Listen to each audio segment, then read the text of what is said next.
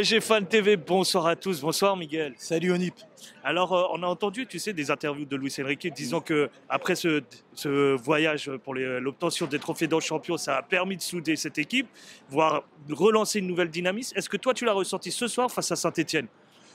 Oui, on va dire en partie ce soir. En partie, à la première mi-temps, j'ai trouvé un PSG satisfaisant.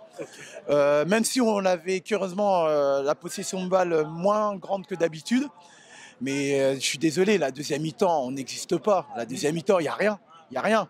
Donc pour toi, on repart dans nos travers ou pas? Oui, forcément, trop de relâchement. Et surtout, ce qui m'a contrarié ce soir, en début de deuxième mi-temps, tu as deux balles toutes faites pour mettre le troisième but.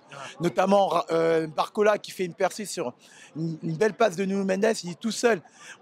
Quand tu pousses beaucoup le ballon, tu vois le gardien sortir. Tu sais que j'ai été gardien de but. Bah, tu piques le ballon. Pourquoi tu tires sur l'Arsenal? Et surtout, l'occasion ratée de Ramos. Sur le centre de lit, tu n'as pas le droit de rater ça. Et 3 minutes après, on se prend le but sur le coup franc.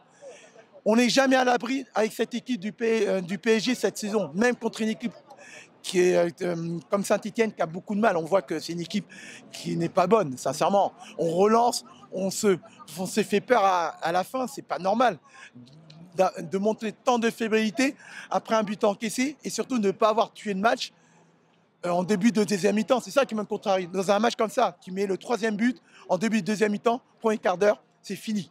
Alors, on a parlé pas mal de changements, notamment l'entrée en jeu de Mayoulou. Ouais. Est-ce que le 11 de départ t'a plu?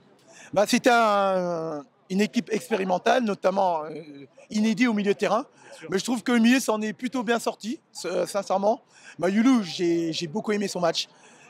Tout ce que j'aime, personnalité, avec le ballon, je me projette vers l'avant et je tire. C'est lui qui a eu la première occasion du match en début de match. Bravo Mayoulou, continue comme ça. Montre à Luis Enrique qu'il peut compter sur toi. Ruiz a fait un bon match ce soir. J'ai trouvé Ruiz qui a beaucoup récupéré le ballon, qui a fait des changements d'aile.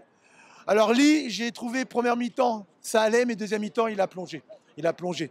Même s'il fait, comme je t'ai dit en début de la deuxième mi-temps, un excellent centre que Ramos ne convertit pas. Et ça, Ramos, je t'aime bien, mais là, ça m'a énervé ce que tu as raté ce soir. Tu rates une première occasion toute faite, avec, tu sais, ça frappe toute molle. Et là, l'occasion juste avant, en début de deuxième mi-temps, tu dois marquer.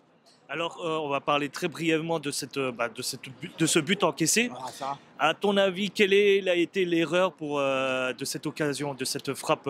Alors, ça tombe bien parce que c'est devant moi le but. Alors, Donnarumma, il met 4 joueurs.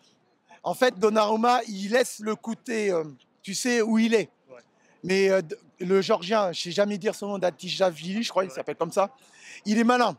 Il tire dans la zone entre Donnarumma et le mur. Et elle passe entre les deux. Et en plus, il met de l'effet rentrant, donc ça trompe le rebond de Donnarumma. C'est très bien vu, mais je trouve que le mur était mal placé. Donc pour toi, mur ou gardien à la faute? Les deux. Les deux? Les deux, 100%. Parce que la balle, elle passe juste à côté du mur, personne ne met le pied. Normalement, tu mets le pied, ça passe pas.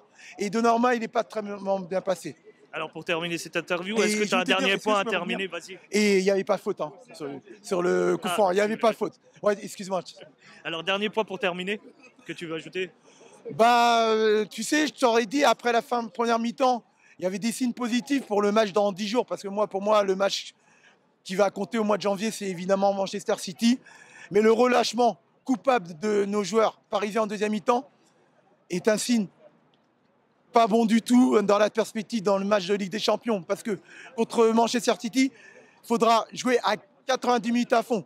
Si tu as une période, un temps faible pendant 20 minutes contre une équipe comme Manchester City, tu vas prendre l'eau.